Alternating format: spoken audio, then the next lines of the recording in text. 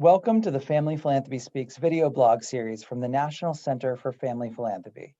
These conversations highlight the innovative spirit of family giving. Our guests today are Jeff and Tricia Raikes, a husband and wife team who met while working for Microsoft and started the Seattle-based Raikes Foundation in 2002. They are champions for equity, social change, and youth success, and we started our conversation with reflections on their early motivations. How did they become so passionate about equity and justice?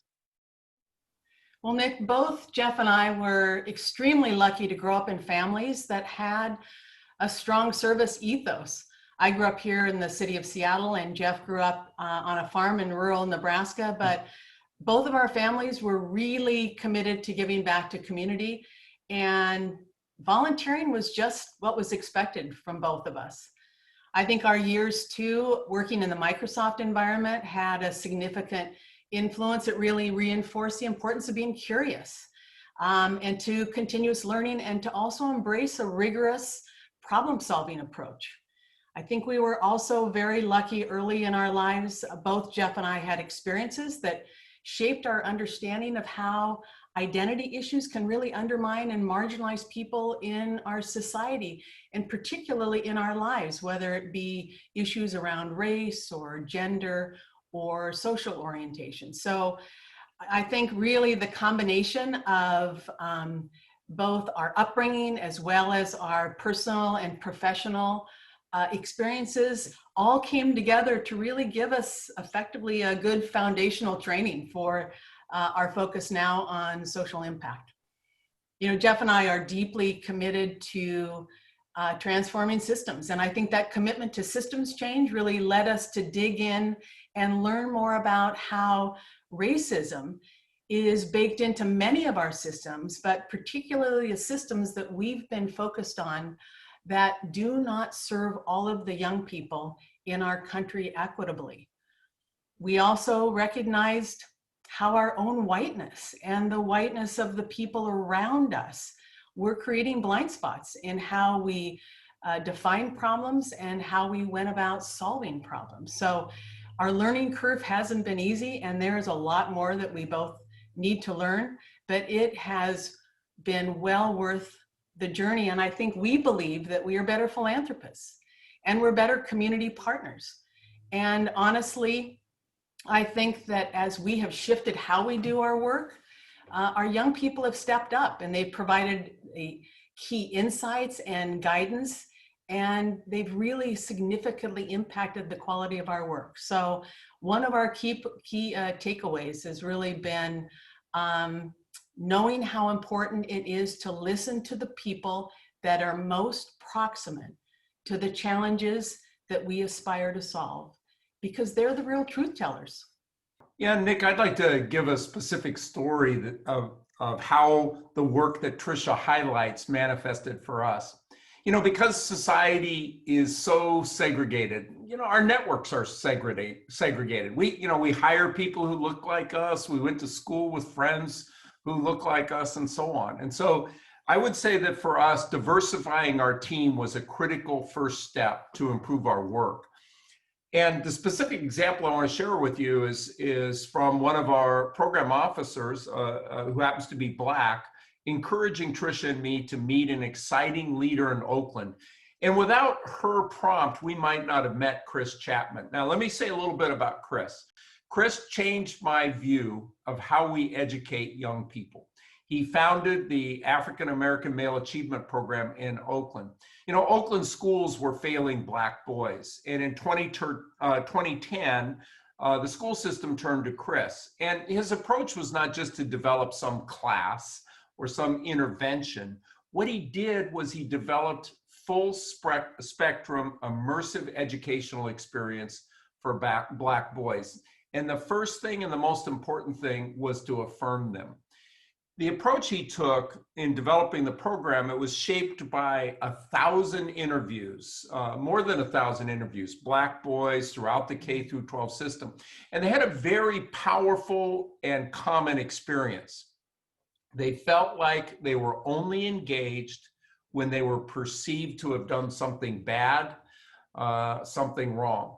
And they also said they wanted to see teachers that looked like them. They wanted to be engaged in a constructive way. We wanted other philanthropists to take notice of what we think is a terrific program. So we funded the Stanford Graduate School of Education to do a longitudinal study. And what they found is it had a big impact on graduation rates. And there was a spillover effect, what our colleague or friend John Powell would say is targeted universalism, the benefit more broadly, in this case in particular for Black girls. You know, we tend to think of school, and especially when it comes to students of color, that we want to cram facts into their heads and then blame them or their families if they don't get it. But what this program pointed out to us is that when you affirm children, you celebrate their identity, you nurture them, you help them believe they can achieve, they do. So the environment in which kids learn is critical to their success. And Chris then went on to found Kingmakers, the name of the program, and he's bringing that innovative program to more schools around the country, including our hometown of Seattle.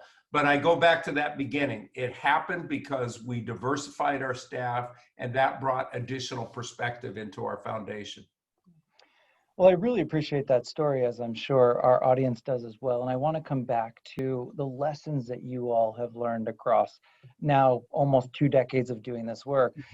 But I also want to touch on some of the early years. So many of our audience members listening are wondering how to get started.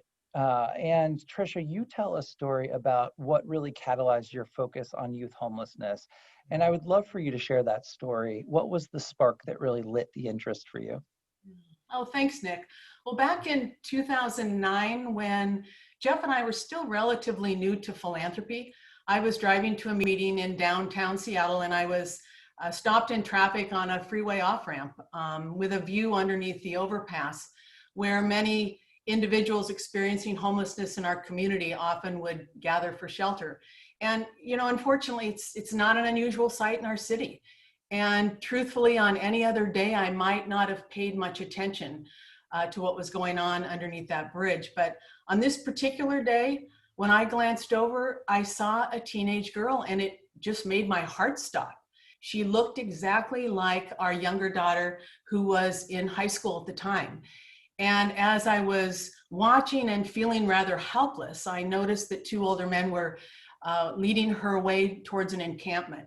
And 11 years later, I can still remember the depth of emotion that I felt in that moment. I had deep fear for her and intense anger for all of the people that had failed her in her life. You know, I was a mother in the throes of parenting 3 teenagers, and so I viscerally understood just how vulnerable that young woman was. And I won't know her name. I don't know her story. In fact, I don't know if she's still alive, but what I do know is that young woman was my catalyst. That was the moment where I realized I couldn't turn away. In my car, as I sat there, I chose to become an active philanthropist. And that really started our learning journey and our commitment to end youth and young adult homelessness. But interestingly enough, that is not where the story ends. You know, in the past few years, Jeff and I have been learning a lot about racial equity, and I realized that there is even a more unsettling question for us to address.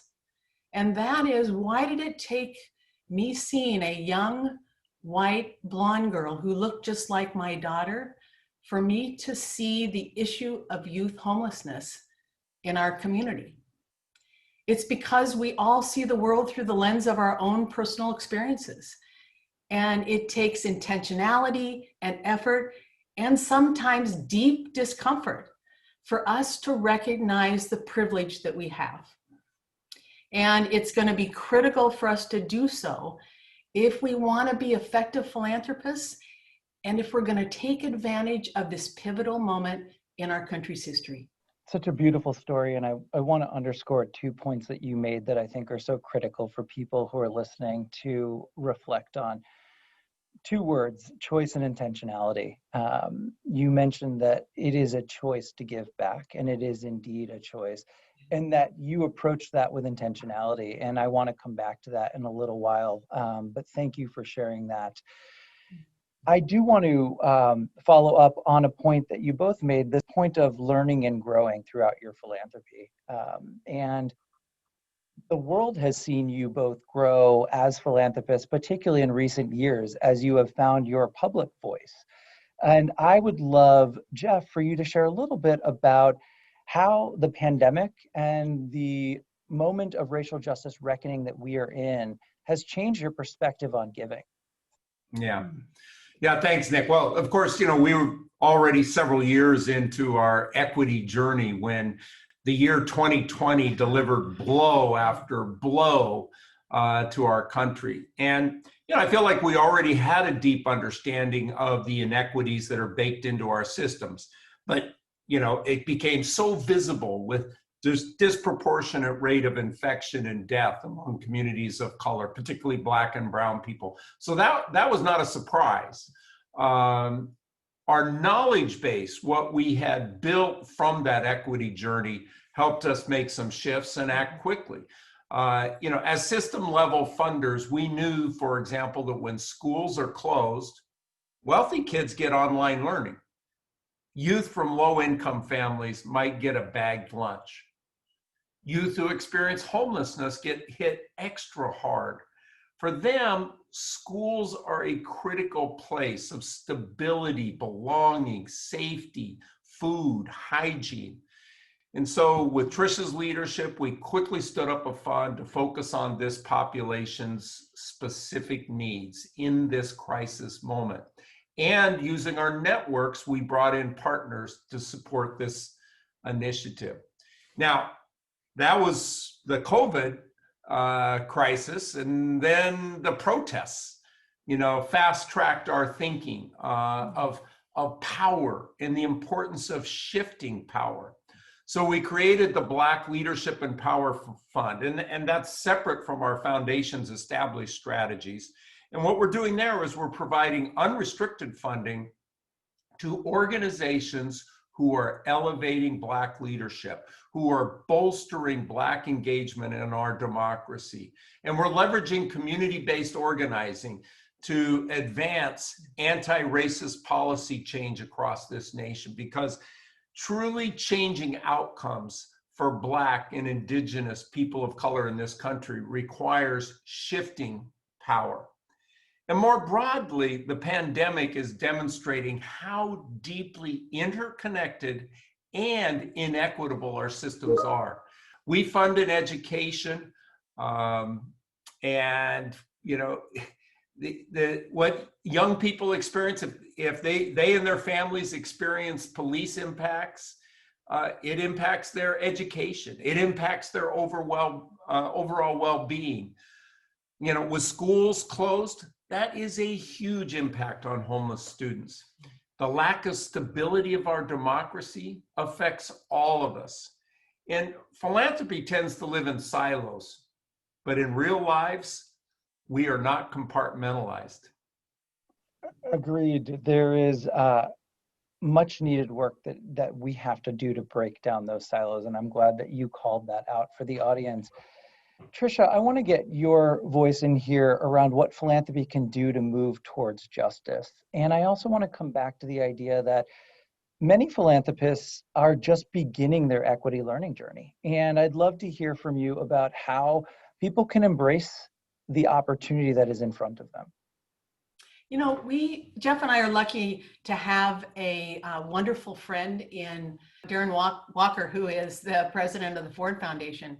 And he has really pushed our thinking about equity. He wrote a book last year, which I would recommend for everyone to read. And it's called From Generosity to Justice, A New Gospel of Wealth. And in the book, Darren takes what was once considered the foundational document of our sector, the Gospel of Wealth, written by Andrew Carnegie in 1899, and he effectively sort of flips it on its head.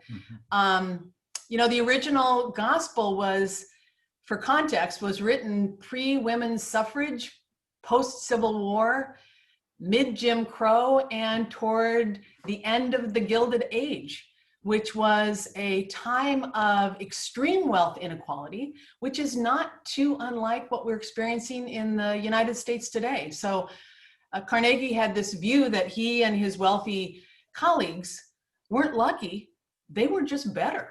Therefore, the judgment of the philanthropist was right, and those less fortunate would just need to accept the handouts that they were given. Now, of course, I'm paraphrasing, but I think you get the idea.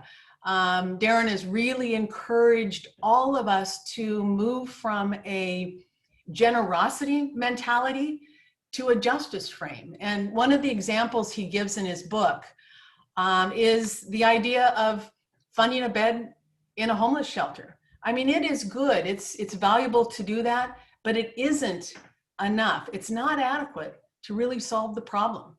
You know, justice is about changing inequitable systems that create the conditions for that person to be in the shelter in the first place.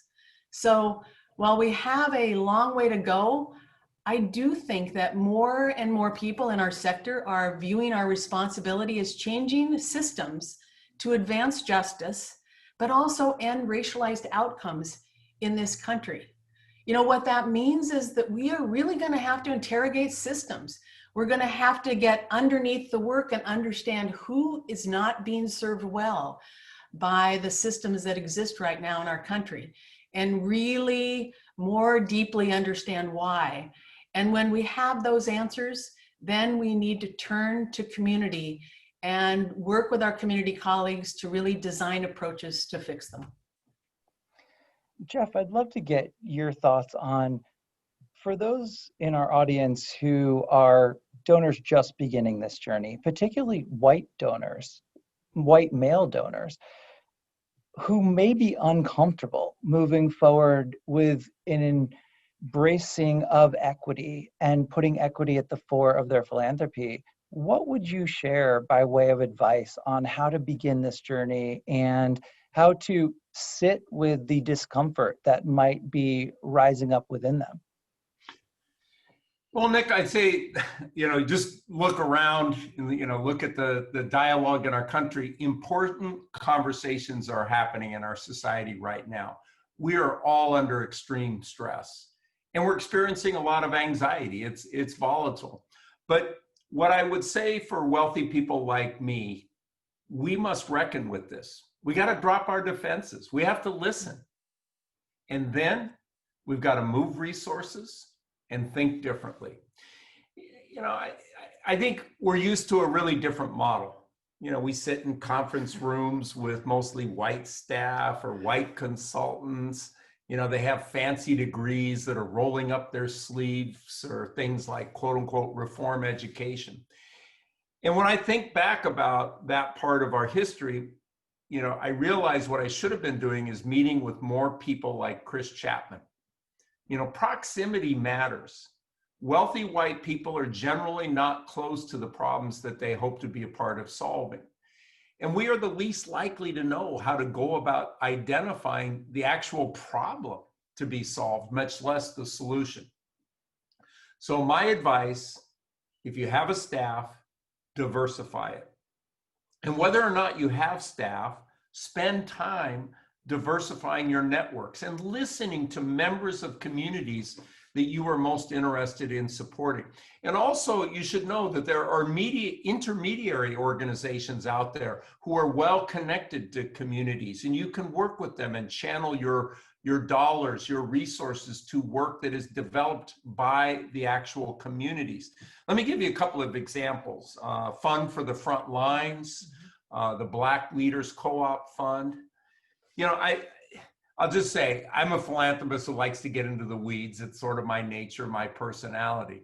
But I took note of what Mackenzie Scott did in her initial set of donations. I thought it was a simple and powerful embodiment of a shift that's underway in philanthropy. She picked a few broad areas of interest and then transferred dollars with few strings to organizations that are primarily led by women or LGBTQ people or people of color. And I think her model is an important one to follow.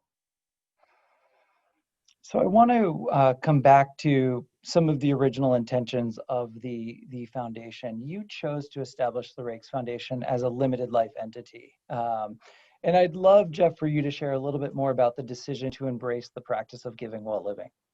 Yeah. Well, and actually to be clear about the history, and I'll come back to this, we originally were a perpetual foundation. But, you know, why are we non-perpetual, or what we like to say, giving while living? Well, in the big picture, there are several reasons, but frankly, the clearest advertisement right now for giving while living is unfolding in front of us right now. Just look around the economy. It's disadvantaged so many. And that's left people like us with a big responsibility right now. Democracy is under extreme stress right now. Our world has urgent problems. We all need to be part of the solutions. And so, frankly, our choice is that we are anxious to put our resources to work for society now. Affect change with a sense of urgency. And we're going to distribute the Raikes Foundation assets in our lifetime. And one of the things I think is true for probably all wealth creators is that they understand the concept of net present value. Well, I'll just suggest that you get the greatest net present value of social impact by deploying your resources in the near term. And you amplify your impact if you use your voice and networks alongside your giving. So that's part of why Tricia and I are very active. We aspire to use our voice and networks to amplify the impact from the resources. You know, I think Tricia and I both agree that philanthropy should be social risk capital. And wealth creators generally succeeded through the willingness to take risk, make big bets. We did that. We were around people who did that. And we're willing to make big bets in philanthropy. Whereas I think perpetual foundations may ultimately be in the hands of trustees. It might be 2 or 3 generations down the road, but they end up in the hands of trustees who, by the definition of their governance responsibility, feel the need to protect the reputation of the institution. So they may eschew risk. You know, they don't want to take on that risk. You know, another question we get asked when this topic comes up is we get asked about our children. And, you know, Tricia and I talk to our children about our philanthropy, and they're very supportive of our work. But first and foremost, we want our children to follow their passion. We do not want to impose our path in philanthropy or our choice in careers on them. So that's kind of the personal aspect. My advice to your audience is the most important point is to ask yourself the question. How you structure your philanthropy is your personal choice. Unfortunately, giving while living lacks awareness. You know, financial advisors, legal advisors, they set perpetuity as the default. In many cases, they have financial incentives to do that. So we really appreciate the work of you, the National Center for Family Philanthropy, the Council on Foundations, to provide a strategy guide that really helps to educate philanthropists so that they do the most important thing, ask themselves the question.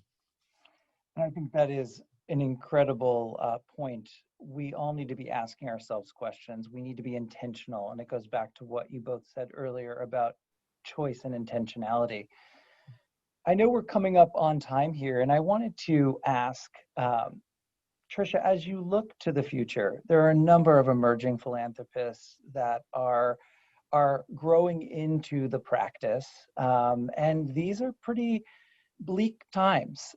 What gives you the most hope for the future, and what do you want to see out of the future of the social sector? Oh, well, thanks for that question, Nick. You are absolutely right. It is a very challenging time right now, and so many people, as Jeff said, across our country are struggling with health and economic instability. Others have lost their homes in the record number of fires in the West, the climate shifts that we're seeing. And yet many more are experiencing a crisis of belonging. So like you and all of the audience, I mean, Jeff and I have our good days and our bad days. We witnessed the tragic murder of George Floyd and so many others, and we see and feel the shredding of norms of decency and the attacks on the institutions of democracy. But I have to say, I still have hope. What fuels my optimism is the extraordinary multiracial and intergenerational movement that took off in the wake of the shocks to the system. And, hope springs from the role that our young people are playing. I mean, they not only got the movement started, but they're keeping it going, and they're reminding us of who we're fighting for. And they're also not letting us forget that we all have a role in this to play. So it's going to get hard, and it's going to take some time, but this is a really unique moment that we can't let pass. And so Jeff mentioned earlier, there's just a lot of really rich and generative conversations happening across our country right now. And they're happening because people are organizing and they're making their voices heard. So that is what's really powerful. And that's what gives me hope. Well, as we come to a close, I want to ask the both of you to share some advice for those who are listening, many who are simply trying to figure out how to show up as authentic philanthropists that can make a meaningful difference. What would you say to our audience members as we look to the future? And maybe, Jeff, we can start with you. Well, I think the number one thing I would say is lean in, weigh in, step in, whatever metaphor you want to use. With philanthropy, there are no easy answers. I mean, frankly, part of the reason why philanthropy is challenging is that the problems that we're trying to tackle are challenging. If these social problems were easy to solve, they would have been important. They already would have been solved because of their importance. And so recognize that this work will probably be some of the toughest work that you take on, but go ahead and lean in because it can also be the most rewarding.